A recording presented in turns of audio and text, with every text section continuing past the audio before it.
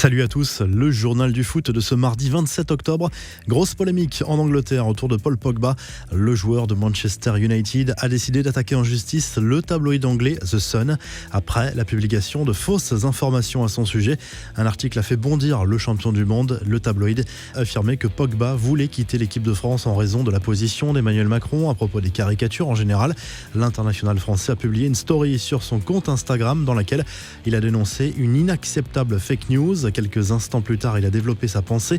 Je suis consterné, en colère, choqué et frustré que certaines sources médiatiques m'utilisent pour faire de gros titres sur le sujet sensible de l'actualité française et d'ajouter l'équipe de France. Honte à vous, a écrit Pogba en visant les journalistes du Sun. Manchester United a apporté son soutien aux joueurs, tout comme la Fédération française de football.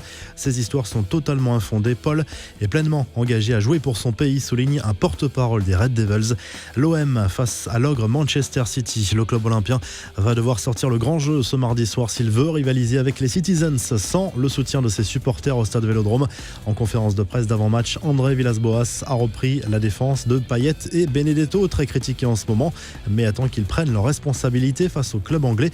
Pep Guardiola, privé de Sergio Agüero blessé, lui se méfie de Marseille et en particulier du trio offensif Payet, Thauvin, Benedetto.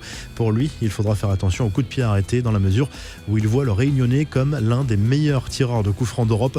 Un coup d'œil également sur les autres affiches de la soirée. Le Real joue à Mönchengladbach, l'Inter se déplace à Donetsk, le Bayern joue sur la pelouse du Lokomotiv Moscou et Liverpool reçoit le FC Midtjylland notamment.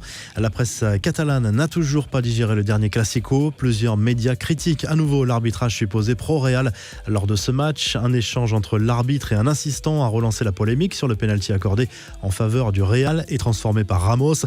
La chaîne espagnole Desportes 4 a dévoilé un échange audio entre l'arbitre de la rencontre et l'un de ses assistants en charge de la vidéo.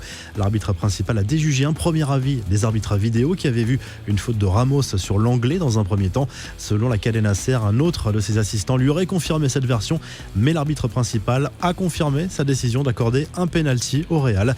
Les infos en bref, le président du Barça, Josep Bartomeu, est revenu sur le vrai faux départ de Lionel Messi l'été dernier. Je comprends les positions de chacun, mais il y avait une date limite à respecter pour résilier unilatéralement son contrat et il ne l'a pas respecté. Pour Barcelone, pour le club, pour l'équipe, avoir Messi pour qu'il prenne sa retraite ici est la meilleure option pour tout le monde, a confié le dirigeant Blaugrana. Lionel Messi qui devrait retrouver Ángel Di María très bientôt en sélection. Selon le média TIC Sports, le joueur du PSG va être rappelé pour les 2 prochains matchs de l'Argentine après avoir été snobé pendant plus d'1 an par le sélectionneur Lionel Scaloni. Di María s'en était plaint à plusieurs reprises. Le PSG qui s'est envolé pour la Turquie dans un contexte particulier en pleine crise franco-turque.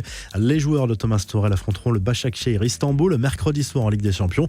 Un club largement soutenu par le pouvoir en place en Turquie. Le climat diplomatique exécrable entre les deux pays oblige le club à être vigilant en termes de sécurité.